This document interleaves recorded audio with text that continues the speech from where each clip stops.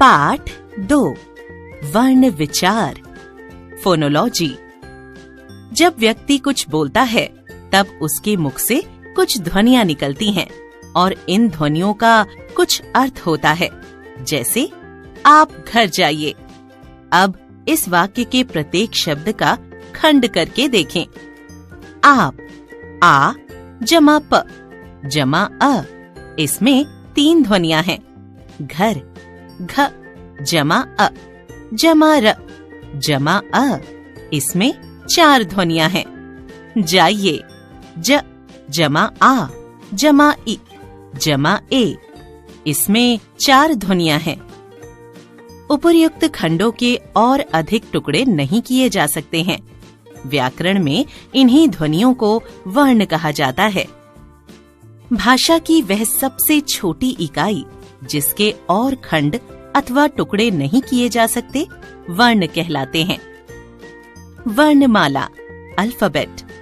किसी भाषा के वर्णों के व्यवस्थित समूह को वर्णमाला कहते हैं। प्रत्येक भाषा की अपनी एक वर्णमाला होती है जिसमें उस भाषा के वर्णों को एक निश्चित क्रम में रखा जाता है। हिंदी में वर्ण 2 प्रकार के होते हैं। 1 स्वर, 2 व्यंजन। स्वर, वॉवेल्स। जिन वर्णों का उच्चारण स्वतंत्र रूप से होता है और किसी अन्य वर्ण की सहायता नहीं लेनी पड़ती, उन्हें स्वर कहा जाता है।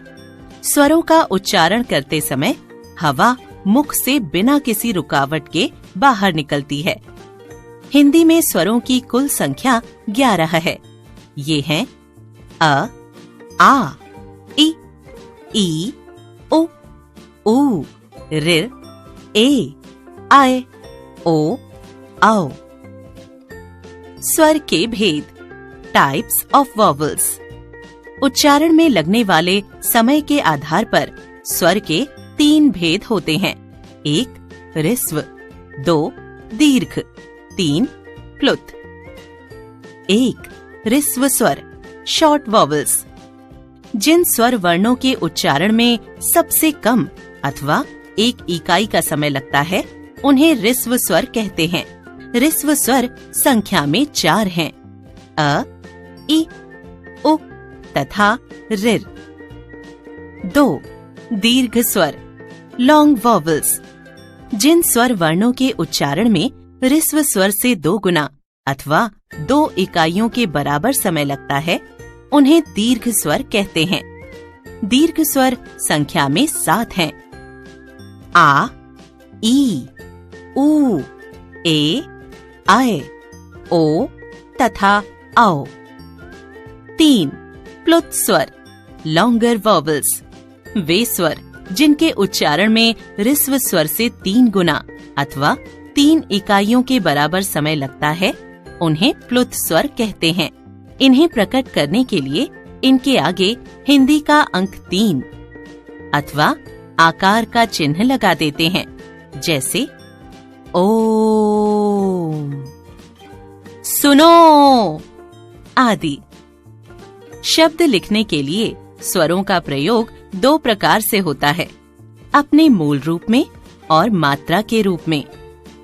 आइए, शब्द में तीनों स्वरों का प्रयोग मूल रूप में हुआ है, जबकि होली शब्द में 2 स्वरों ओ और ई का प्रयोग मात्रा के रूप में हुआ है।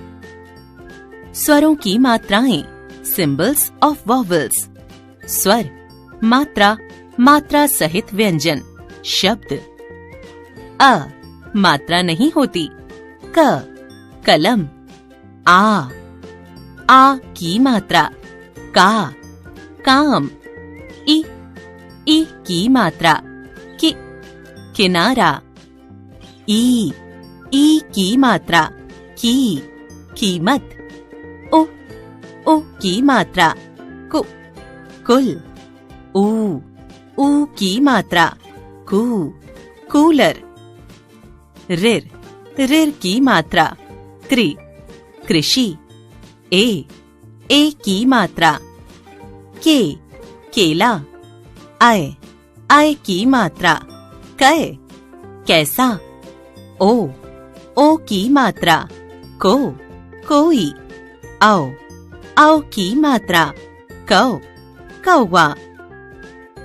यह भी जाने, वर्तमान में हिंदी भाषा में आ और औ के बीच की आगत ध्वनि औ भी प्रयोग की जा रही है, इसलिए इसे स्वरों में शामिल कर लिया गया है, जैसे डॉक्टर, कॉलेज आदि। औ को मिलाकर दीर्घ स्वरों की संख्या 8 हो जाती है और स्वर 12। आ स्वर प्रत्येक व्यंजन वर्ण में मिला होता है। इसकी अलग से कोई मात्रा नहीं होती है। स्वर रहित व्यंजन दिखाने के लिए हलंत का प्रयोग होता है, जैसे क जमा अ बराबर क। ऋ का उच्चारण री की तरह होता है तथा ऋ की मात्रा प्रायः वर्णों के पैरों के नीचे लगाई जाती है, जैसे मृग, नृप आदि। अयोग वाह आफ्टर साउंड। एक, अंग और आहा दोनों ध्वनियां ना तो स्वर हैं और ना ही व्यंजन। वर्णमाला में इनका स्थान स्वर के बाद और व्यंजन से पहले आता है। ये अयोग वाह कहलाते हैं। 2, अनुस्वार नेजल। अनुस्वार का उच्चारण नाक से होता है। व्यंजनों के वर्ग क, च, ट, त, प वर्ग के पंचम अक्षर के स्थान पर इसका प्रयोग होता है।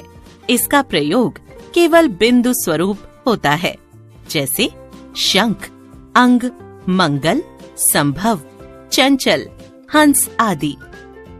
3, अनुनासिक सेमीनेजल। अनुनासिक का उच्चारण नाक और मुंह दोनों से होता है, जैसे हंस, गांव, चांद, मुंह आदि। 4, विसर्ग कोलन। उच्चारण के समय विसर्ग व्यंजन के साथ ह की ध्वनि देता है, जबकि प्रयोग करते समय इसका स्वरूप 2 बिंदु के रूप में होता है। इसका प्रयोग प्रायः शब्द के अंत में ही किया जाता है, जैसे अंततः, प्रायः, स्वतः आदि। अनुस्वार और अनुनासिक में अंतर। अनुस्वार का उच्चारण केवल नाक से होता है तथा उसमें आधे वर्ण के उच्चारण जितना बल लगता है। अनुनासिक का उच्चारण मुंह तथा नाक दोनों से होता है। अनुनासिक स्वर के उच्चारण का समय सामान्य वर्ण जितना ही होता है। शब्द में अन्य वर्णों के समान रहने पर अनुस्वार एवं अनुनासिक के प्रयोग से अर्थ बदल जाता है। जैसे हंस का अर्थ पक्षी विशेष है, जबकि हंस का अर्थ हंसने की क्रिया से है। व्यंजन कॉन्सोनेंट्स। व्यंजन वर्ण का उच्चारण स्वर की सहायता से किया जाता है। जिन वर्णों का उच्चारण स्वरों की सहायता से होता है उन्हें व्यंजन कहते हैं। इनका उच्चारण करते समय हवा रुककर मुख से बाहर निकलती है। स्पर्श व्यंजन क वर्ग क, ख, ग, घ, अण। च वर्ग च, छ, ज, झ, इय। ट वर्ग ट, थ, ड, ढ, उण। त वर्ग त, थ, द, ध, न। प वर्ग प, फ, ब, भ, म। अंतस्थ य, र, ल, व। ऊष्म श, श, स, ह। संयुक्त क्ष, त्र, ज्ञ, श्र। अतिरिक्त वर्ण ड़, ढ। व्यंजन के भेद टाइप्स ऑफ कॉन्सोनेंट्स। व्यंजन के 3 भेद होते हैं। 1, स्पर्श व्यंजन। 2, अंतस्थ व्यंजन। 3, ऊष्म व्यंजन। 1, स्पर्श व्यंजन म्यूट्स। स्पर्श का अर्थ है छूना। जिन व्यंजनों का उच्चारण करते समय मुख से कोई 2 अंग आपस में एक दूसरे को स्पर्श करते हैं उन्हें स्पर्श व्यंजन कहते हैं। जैसे प, इसमें दोनों होंठ एक दूसरे को स्पर्श करते हैं। ये संख्या में 25 हैं। इनके 5 वर्ग हैं। वर्ग व्यंजन, उच्चारण स्थान। क वर्ग क, ख, ग, घ, अण, कंठ। च वर्ग च, छ, ज, झ, इय, तालु। ट वर्ग ट, ठ, ड, ढ, उण, मूर्धा। त वर्ग त, थ, द, ध, न, दांत। प वर्ग प, फ, ब, भ, म, होंठ। 2. अंतस्थ व्यंजन सेमी कॉन्सोनेंट्स स्वर तथा व्यंजन के बीच में स्थित होने के कारण इन्हें अंतस्थ कहा जाता है। इनके उच्चारण में जीभ मुंह के किसी भाग को पूरी तरह स्पर्श नहीं करती। ये संख्या में 4 हैं। य, र, ल, व। 3. ऊष्म व्यंजन सिबिलेंट्स। इन व्यंजनों के उच्चारण में श्वास वायु तेजी से मुख से बाहर निकलती है, जिसके कारण गर्मी उत्पन्न होती है। इसीलिए ये व्यंजन ऊष्म व्यंजन कहे जाते हैं। ये संख्या में 4 हैं। श, श, स, ह। इन व्यंजनों के अतिरिक्त कुछ व्यंजन ऐसे हैं जो अन्य व्यंजनों से मिलकर बने हैं। ये निम्नलिखित हैं। द्वित्व व्यंजन रिपीटेड कॉन्सोनेंट्स। जब एक ही व्यंजन का प्रयोग 2 बार इस प्रकार किया जाता है कि पहला व्यंजन बिना स्वर के तथा दूसरा व्यंजन स्वर के साथ आता है, तो उसे द्वित्व व्यंजन कहते हैं।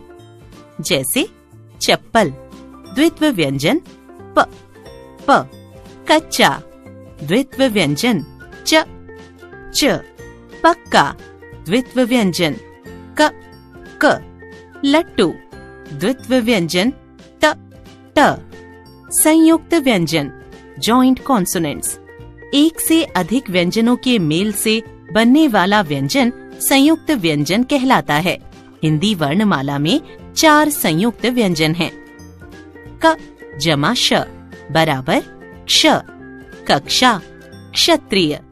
त जमा र बराबर त्र, त्रिफुला, त्रिशूल। ज जमा इय बराबर ज्ञ, ज्ञान, ज्ञानी।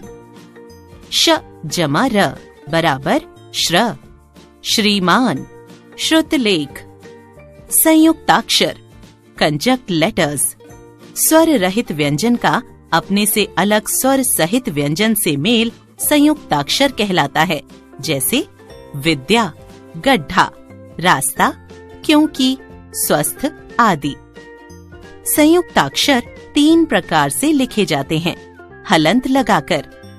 इसमें बिना पाई वाले व्यंजनों में हलंत लगाकर उनका अरहित रूप लिखा जाता है। जैसे विद्यार्थी, विद्यालय, बुद्धिमान आदि। पाई हटाकर। इसके अंतर्गत पाए जाने वाले व्यंजनों को पाई हटाकर दूसरे व्यंजन के साथ जोड़कर लिखा जाता है।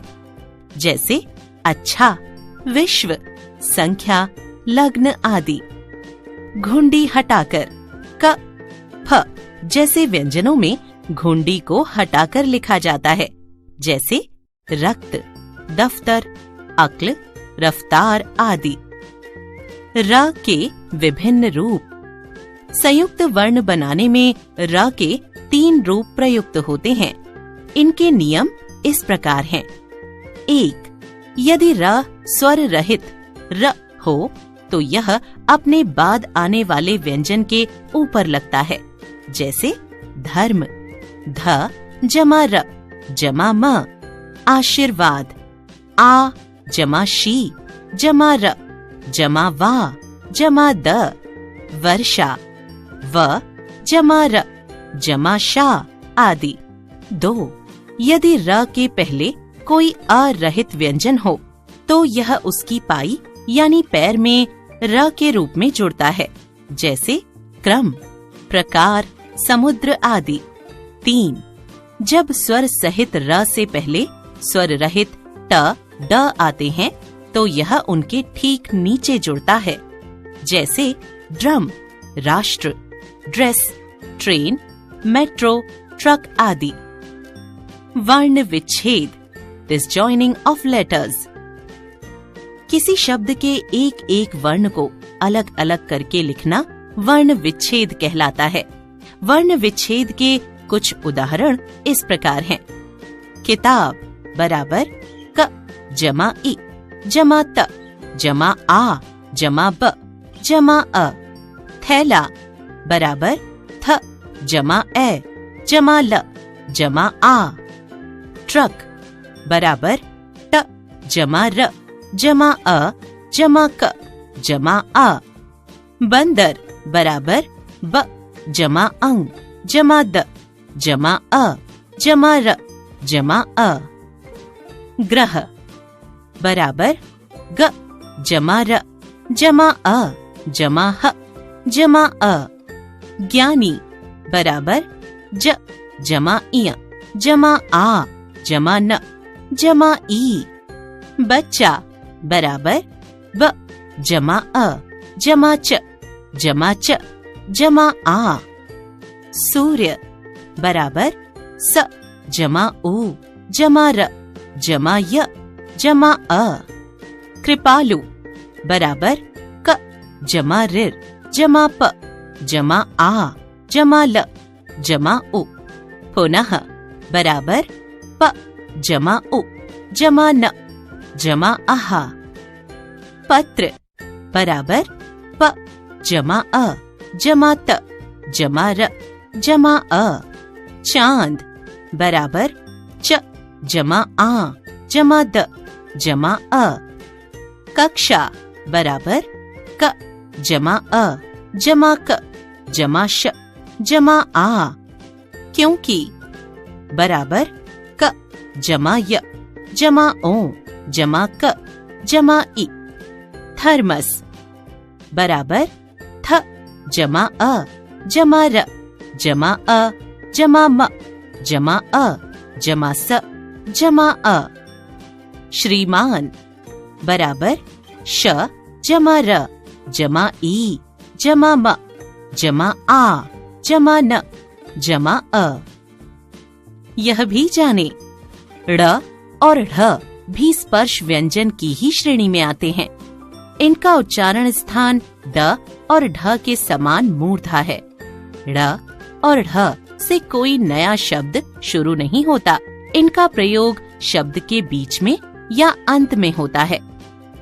रेफ वाला र स्वर रहित होता है। यह दूसरे वर्ण की मदद लेता है। पदेन र स्वर सहित है। यह दूसरे वर्ण की मदद करता है। हिंदी भाषा में दूसरी भाषाओं जैसे अंग्रेजी, अरबी, फारसी आदि से अनेक शब्द आ गए हैं, जिनके साथ दूसरी भाषाओं की ध्वनियां भी आ गई हैं। इन ध्वनियों को आगत ध्वनियां या आगत व्यंजन कहते हैं। इन्हें लिखने के लिए पुराने व्यंजन वर्णों के नीचे नुक्ता, बिंदी लगाते हैं, जैसे ज, फ आदि। आपने जाना, भाषा में प्रयुक्त होने वाली सबसे छोटी ध्वनि को वर्ण या अक्षर कहते हैं। वर्णों का क्रमबद्ध समूह वर्णमाला कहलाता है। वर्ण के दो भेद होते हैं, स्वर और व्यंजन। स्वर के उच्चारण में किसी वर्ण की सहायता नहीं लेनी पड़ती है। स्वर 3 प्रकार के होते हैं, ह्रस्व, दीर्घ और प्लुत। व्यंजन स्वरों की सहायता से बोले जाते हैं। व्यंजन 3 प्रकार के होते हैं, स्पर्श, अंतस्थ और ऊष्म। अन्य व्यंजन संयुक्त व्यंजन, द्वित्व व्यंजन, संयुक्ताक्षर, आगत व्यंजन। शब्द के प्रत्येक वर्ण को अलग अलग करके लिखना वर्ण विच्छेद कहलाता है।